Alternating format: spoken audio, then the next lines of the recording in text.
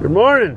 Up at daylight here, first light, winter. I'm out of firewood, and I made a deal with Dave Roderick to pick up a trailer load of firewood. For 30 years, Otto Kilcher was seen by millions as Alaska's toughest survival expert. He earned respect through hard work, strength, and strong family values, appearing calm and honest on screen. But away from the cameras, Otto lived a very different life filled with hidden secrets. When the truth finally came out, his strong image collapsed, and everything he had built was destroyed. So, what secrets was Otto really hiding from the public? Join us as we uncover Otto's double life for 30 years. Otto Kilcher's double life. Otto Kilcher was more than a reality TV star. He was a symbol. For over 10 years, people around the world watched him survive the harsh Alaskan wilderness using skill, hard work, and simple tools that somehow fixed every problem. In Alaska, the last frontier, Otto became a strong supporter of the Kilcher family. He was the expert mechanic who could bring old, broken machines back to life, and a homesteader who understood survival in ways many modern Americans no longer did. His rough hands showed signs of decades spent fighting nature. His calm advice became part of Sunday night TV. Families sat together to watch him repair what was broken, build what was needed, and protect a way of life that felt like it belonged to 1 century ago. He felt real in a time when many people on TV felt fake. But sometimes, being real can hide the biggest secrets. Otto's image went far beyond television. He was seen as a father, a husband, and the heart of a family homestead built by earlier generations in Alaska. He taught his children the old ways, showing them that self-reliance was not a choice, but a must in such a hard place to live. He seemed to live by the values of his Swiss immigrant ancestors: hard work, strength, and deep loyalty to family. At least, that's what everyone believed. Viewers saw him joking with his brother, laughing with his sons Ats and Levi, and sharing his knowledge freely. Crew members admired how he created solutions from scraps. Other cast members depended on him when winter became unbearable. He was the steady center of the show. So, what truth was Otto hiding? Let's find out. Otto Kilcher's hidden truth. The truth came from a place no one expected. A letter sent to Otto that arrived at the homestead in early spring of 2023. It did not look urgent. There was no return address to raise suspicion. It was just a plain envelope that Charlotte Kilcher, Otto's wife, picked up from the mailbox during one of her normal supply runs. She did not think twice about it. She set it on the kitchen table with the rest of the mail, bills, fan letters, and notes from the TV network. But this letter was different. The moment Otto saw it, the color drained from his face. Charlotte noticed right away. After decades of marriage, she knew her husband's expressions better than words. Every tight line and shadow told a story. What she saw then was something she had never seen before: pure fear. Otto took the envelope without speaking and walked straight into his workshop, the place he always escaped to when life became too heavy. Charlotte stayed behind in the kitchen, her stomach tightening with dread. She knew something was terribly wrong. What she did not know, what no one in the Kilcher family knew, was that the letter came from a woman named Sarah Hartman. She lived 2,000 miles away in Montana. She had been part of Otto's life for almost 30 years. She had guarded his secret as carefully as he had. Sarah's letter was short but crushing. She was dying. Late-stage cancer had spread beyond treatment. Before she died, she needed Otto to know that their long-standing agreement was ending. There were loose ends to tie up, truths that could no longer stay hidden, people who deserved answers. Otto's secret life was not about another family in the usual sense. It was far more complicated. Long before Alaska, the last frontier made the Kilchers famous, before cameras ever arrived, Otto had made a choice that shaped his entire life. In the harsh winter of 1993, the homestead was close to collapse. Living off the land was no longer enough. Property taxes,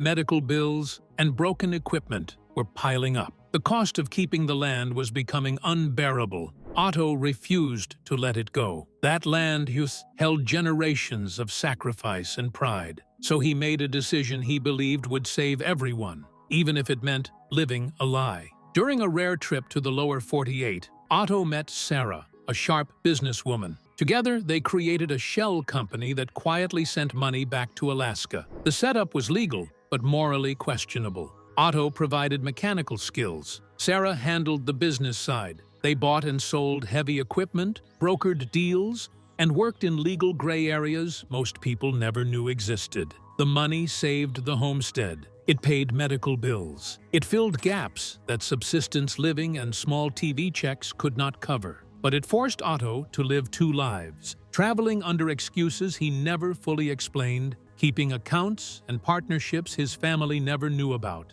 For over 30 years, Sarah was his partner and his confidant. What they built kept the homestead alive when it should have failed. Their bond was never romantic, but it was deeply intimate. They shared secrets Otto never shared with his family. They made decisions that affected everyone on the homestead without anyone else knowing. Now Sarah was dying, and she wanted the truth revealed. Her letter included documents, years of records, letters, and proof of money flowing into Alaska from unknown sources. It exposed a hidden business that ran quietly while Otto played the role of a simple homesteader on TV. But the hardest part was her final request. Sarah had a daughter, 28 years old, named Emma. Emma had grown up knowing Otto only as her mother's mysterious business partner. Sarah wanted Otto to meet her, explain everything, and make sure someone else understood what they had built together once she was gone. Otto sat alone in his workshop,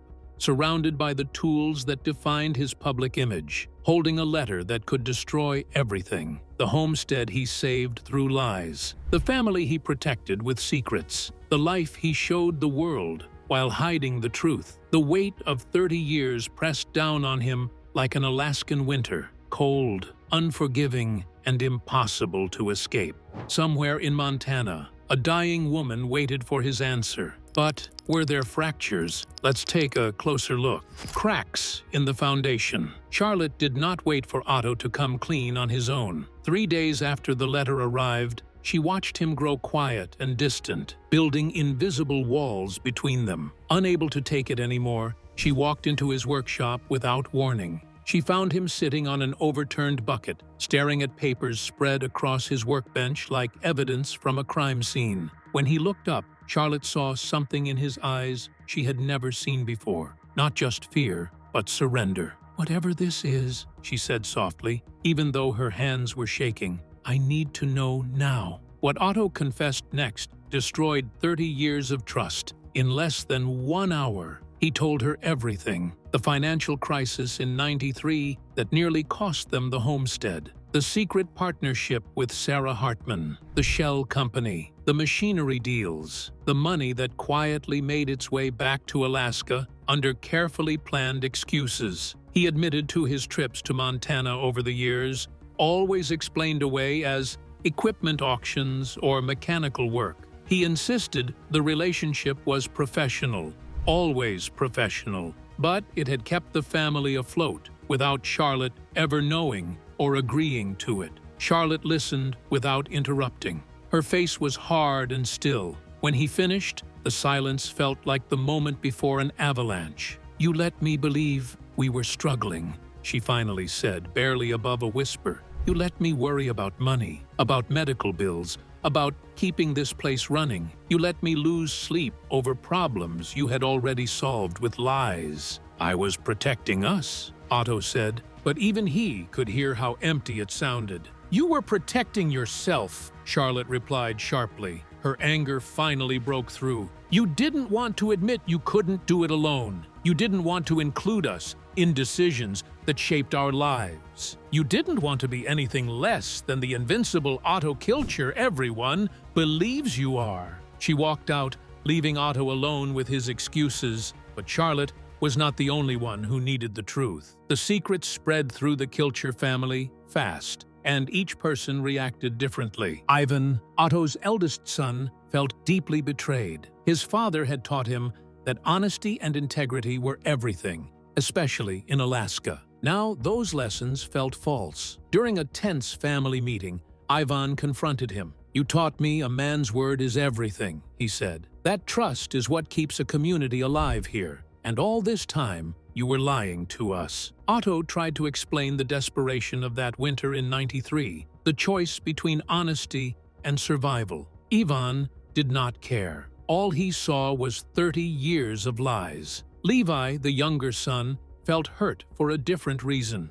He felt left out. He was the most business-minded in the family and believed he could have understood the arrangement. "You didn't trust me," Levi said plainly. "You trusted a stranger in Montana more than your own son." Otto had no answer because Levi was right. His reasons had always been fear of judgment, fear of losing respect, fear of admitting he needed help. The damage spread beyond the family. Otto's brother, also part of Alaska, the last frontier, saw it as a professional betrayal. The show was built on honesty. Now that image was at risk. Network executives had begun asking questions. Lawyers were reviewing contracts, and the future of the show was uncertain. What decision will Otto make now? Let's find out.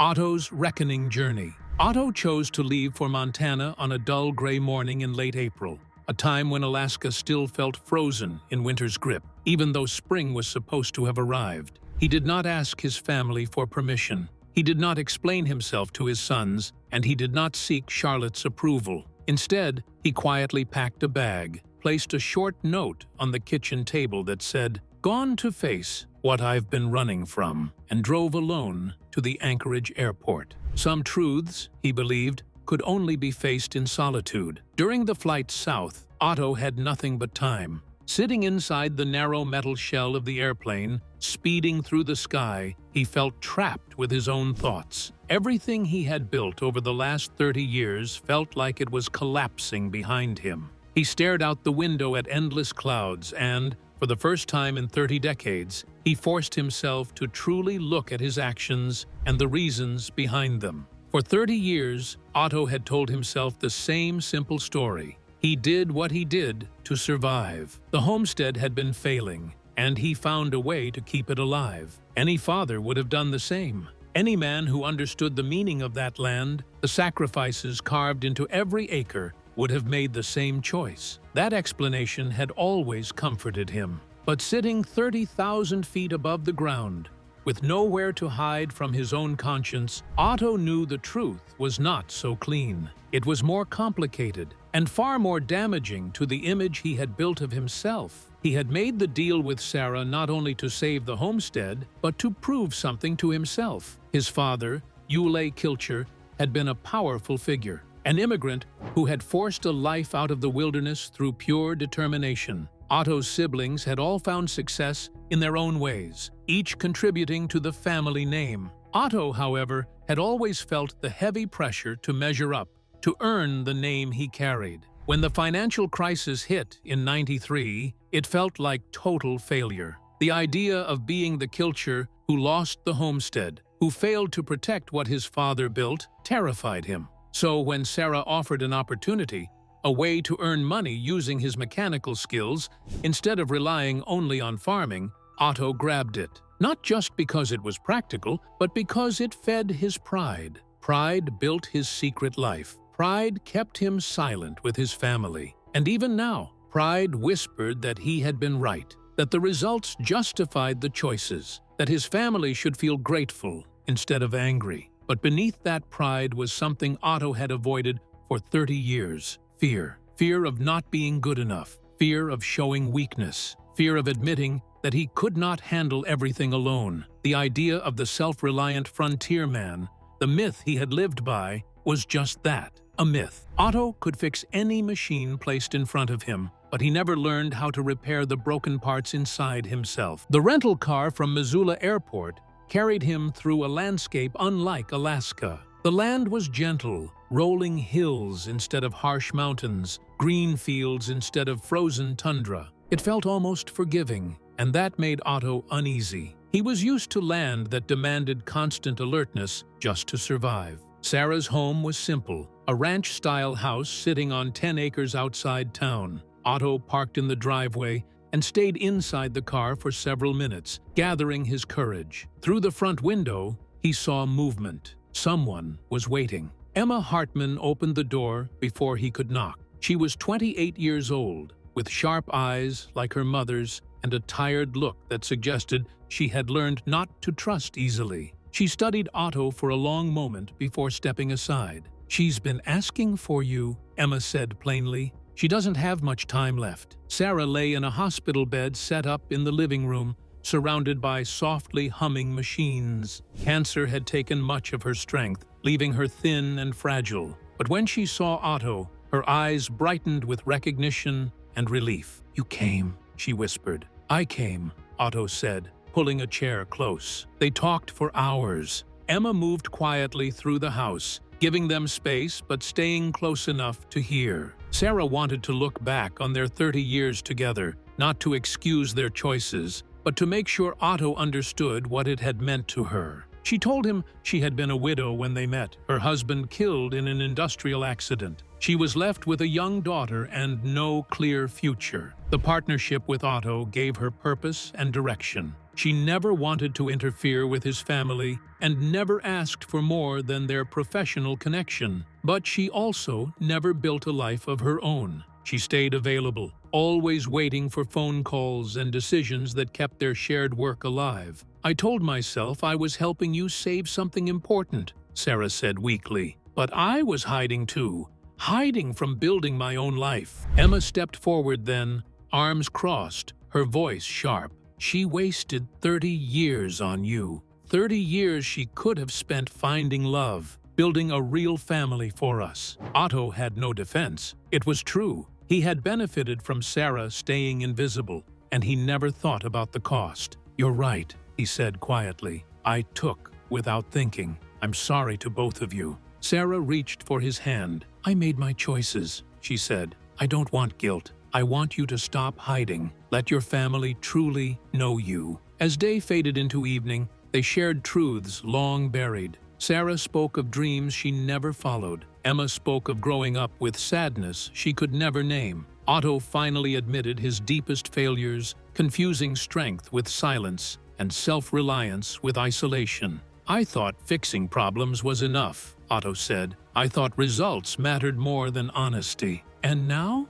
Sarah asked. "Now I don't know if I can fix what I've broken," he replied. "But I know I have to try." Sarah died 3 days later, with Emma by her side. Otto had already returned to Alaska, carrying documents Sarah prepared and a personal letter for Charlotte. But what secrets do these documents contain? Let's find out. The truth that shattered a family. The financial papers Sarah left behind showed a truth far bigger than what Otto had first admitted. When Charlotte met with a lawyer and carefully went through the documents, she was shocked by what she found. There were properties spread across 3 states, along with investments that Otto and Sarah had quietly built over the years using profits from their machinery business. Several LLCs were registered under different versions of Otto's name. There were also bank accounts that had moved hundreds of thousands of dollars back to Alaska, and equipment deals tied to some of the largest construction companies in the Pacific Northwest. It became clear that the homestead had not survived on hard work alone. It had been quietly supported by Otto's secret business for 30 years. Nearly every major repair, every new machine, and every emergency the family believed they had survived through grit and determination had actually been paid for with money from the hidden operation Otto had built with Sarah. Even the television show owed part of its success to this lie. When Discovery Channel first approached the Kilcher family about filming Alaska, the Last Frontier, the homestead already looked strong, working, and camera-ready. That was only because Otto's hidden income had kept it in good condition. The authenticity viewers loved, the fully functional homestead that seemed to run only on old-fashioned skill, was partly an illusion, quietly funded by modern business methods Otto claimed to reject. While sorting through old family photos, Ivan uncovered even more disturbing clues. He found pictures of Otto at equipment auctions the family had always been told were in Alaska, but the backgrounds clearly showed Montana landscapes. There were also photos of Otto with people he had never mentioned, including one where Sarah stood just outside the frame, barely visible but impossible to deny. 6 months after Sarah's death, the Kilcher family gathered in the main house of the homestead for the first time since the truth came out. During those months, Charlotte had faced her own difficult choices. She had to decide whether a marriage built partly on lies could be rebuilt on honesty. In the end, she chose to stay, but under new rules. Otto no longer made decisions alone. Every financial move and every plan for the homestead was now discussed openly. What do you think about Otto Kilcher's hidden life? Share your thoughts with us in the comments section. Don't forget to like and subscribe.